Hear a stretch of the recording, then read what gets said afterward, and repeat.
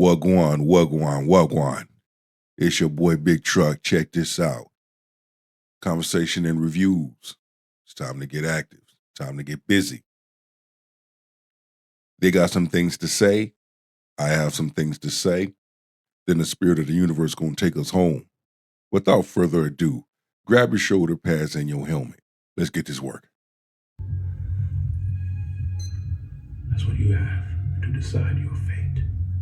9 seconds. In the past 20 years, we've been living through the death of the American male. They have literally killed masculinity in our homes and our communities. You cannot have toxicity in masculinity. Masculinity is the opposite of toxicity. Masculine. It's like saying divine feminine. Yeah. Divine feminine is of a godly nature on the side of the woman. Right. Masculinity is on a divine side for the man. Yeah. Masculinity fights against toxicity. Yeah. Because no, a masculine man is going to make sure the environment is safe. Yes. Not by just total force, but by order. Order and force are not the same. Individuals, a large number of women don't know that. But a large number of women are finding that out right now. Because the bear just partnered up with the man. The bear sees where the man was coming from all along. So technically, realistically, the bear and the man have checked out. They have their passports. They're on a plane. And they're flying high as the friendly skies. Force is illogical. Yeah. Order is logical. A, B, C, D. That is how masculine men operate. That's not force. That is order. If your wife is happy and your children is happy, you know what I mean? That's all. You're succeeding as a man, no matter if your body is killing you or any of that. And a lot of times you can't even complain about it. A lot of times because you be looked at a certain way. Yeah. Right. A lot of times you can go through internal turmoil, but you have to put on a happy face when you walk into the house. Right. That applies to men when when they say lead outside. Yeah. But a lot of times you're bringing it inside. You just have to put a mask on. Yep. So it won't affect them. See, most of y'all are kids. You haven't lived yet. You still out here living the American dream. But it's a real world out here. Let's look at it this way. You have to be more selective on who you choose. I'm speaking to both men and women on this one. Stand, and that's what's really important. That's why I'm on here, because I always try to give game. I keep my boys humble. Like my boys have never had a pair of Jordans. You know, my boys don't do all that internet fly. I'm like your kids. And no, I could be the biggest star in the world. Do not let me catch you being stupid. Order in the home. And that's what's missing. The father establishes order and behavior of both men and women. Look at their behavior as an adult. We see in this shit. It's every race. Of course, you got problems within every race. But yet, black men and women, they are quick to exploit it. They are quick to brag about it. They are quick to put it out there. They are quick to do videos and content about it. So, of course, we're going to talk about it when we see it. Black boys who grew up in his house with his mama, right? He don't have a man to show him how to get mad, sit down, think, go outside, smoke him a cigarette, listen to the music, go fishing, talk to him, call his brother. He ain't have a man to show him that.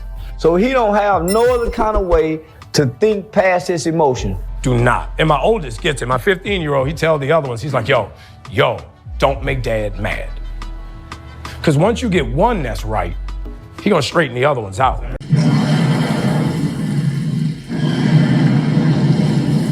And we should have more of that. This is why it is so important for a father to be in the household. So it's just that thing of, in the past 20 years, we've been living through the death of the American male. They have literally killed masculinity in our homes and our communities, for one reason or another. But I raised my boys to be young men. Grew up poor. I wouldn't take back my childhood for nothing. As hard as it was, you know what we had? We had love. Mm-hmm. And when children have love and they have that security, and I had something that a lot of people on my block didn't have. I had a mother that cared for us, and I had a father. Those that come from a two-parent household are going to move differently than an individual that come from a single-parent household. We're going to see it in their behavior. When you have that balance of mommy and daddy, that right there is going to set the tone for that child. Okay? And we see the behaviors of individuals as adult. Okay, you had childhood issues. You didn't address them. You didn't heal from them. You didn't confront them. His mama at work. His mama only hit him when she mad. His mother do not consistently spank him to teach him right from wrong and correction. For one, she ain't there all the time. Hey. He only get his whoop when mama frustrated. So where do he learn to hit? Every time mama mad, he get his hit. So guess what he do? When he get mad, he hit something. And however you feel about that, you feel about that. But my boys will always be respectful. They will always say, yes, sir, yes, ma'am. No, sir, no, ma'am. They will always say thank you. They will always open the door for a lady. They will always make sure that their mother is taken care and provided for. They will always be men.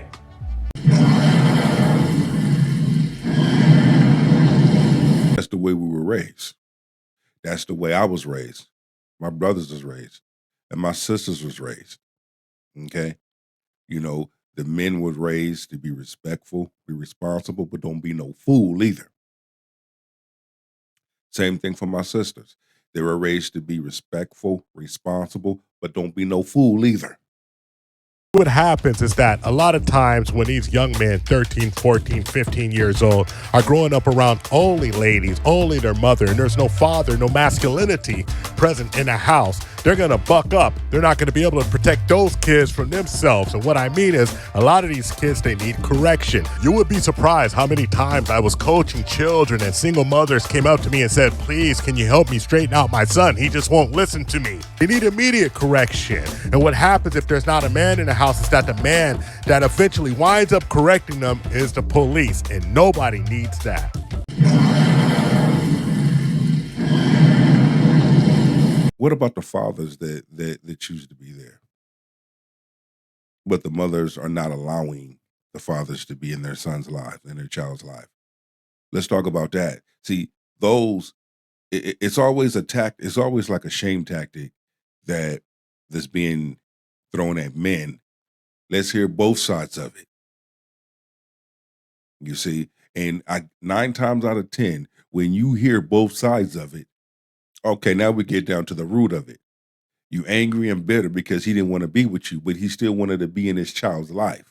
When I hear single women say, I can raise my son by myself. I'm the mommy and the daddy. Okay, now we seeing how that shit work for you. Now we seeing the outcome of that statement your ass just made. I'm not saying it's impossible, but I'm saying that the odds are strictly against it. And we need to do away with this narrative that men are just running away, especially men from the community. Some people stay, some people leave, but most of them don't want to break up the family because it's the women filing divorce at the 80th percentile. And those are just straight up facts. We misperceive or we take it the wrong way because we don't know what it feel like to have a daddy that say, this is the decision as a man and ain't no woman coming to put her 2 cents on it, right? Then you always seeing how a woman solves and processes and run the household. This your programming. Now flip the same to a young boy. You 16, 17, fully grown in your build, but you only ever saw a woman. You only ever saw your mama, decide how stuff gonna go in the household. And we nurture her. So a lot of times women don't even realize all that fussing, the way you handling your son, you f***ing him up. I say it again, you've been had. You've been took. You've been hoodwinked. Bamboozled. When did masculinity and expression of such become ignorance? When did people start labeling it as something that it's just not? Oh, if somebody's masculine, you want to say they're dangerous. You want to say that they're a threat to society. You just wish that they would just be huddled in a corner, bowing down to your every needs. The elephant in the room is that ladies don't want to really hear what a man's feeling. They want to tell you what you're feeling.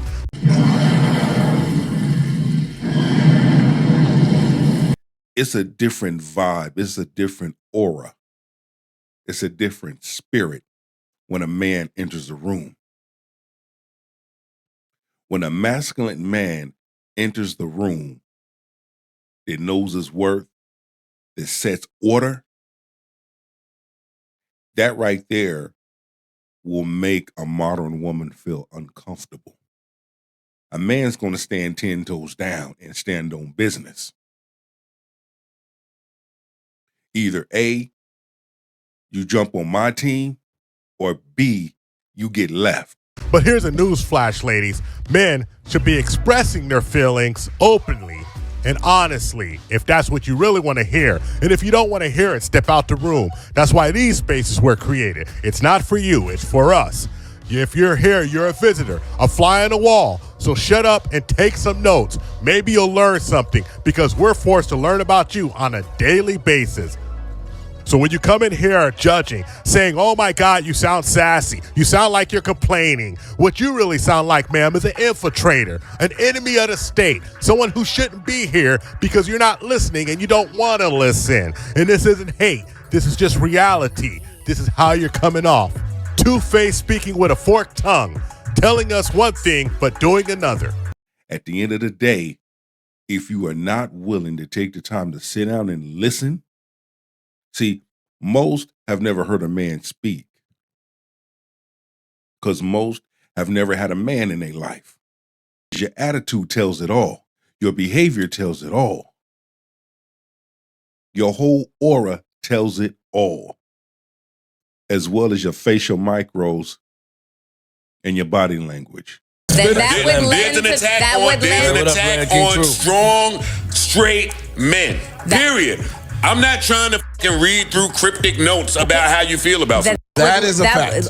No, we're just talking about men. I understand. We're not talking about your daughter, your mom, your sister. We got that part. This conversation started and should end with men telling you about men and the erasure of men. Yes. I'm with Joe Budden on this one. Why is it the most toxic women, the ones that have had some bad experiences that they chose, bad situations that they chose, bad people that they chose, why are they the ones that got something to say? You look like you got fish lips, nigger lips, but talk about you want a good man. Okay. To qualify, we speaking as men. But one thing I was consistent with whenever somebody asked me about issues that they're having with their children is I always ask them, where's the father? If it's a mother, I always say, where's the father of the child and what's going on with the situation?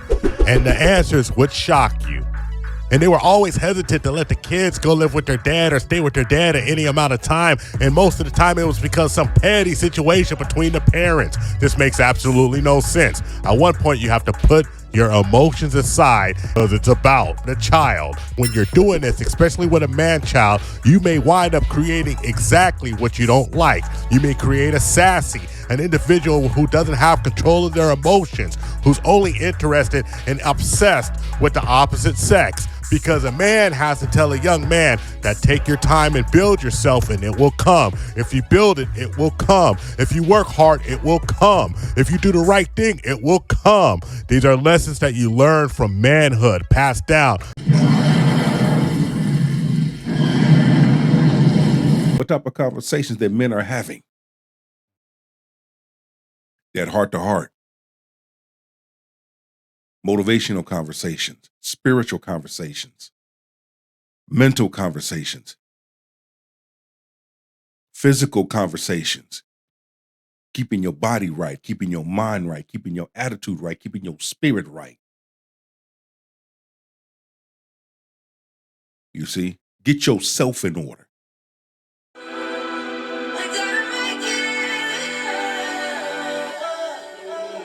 Victory lap.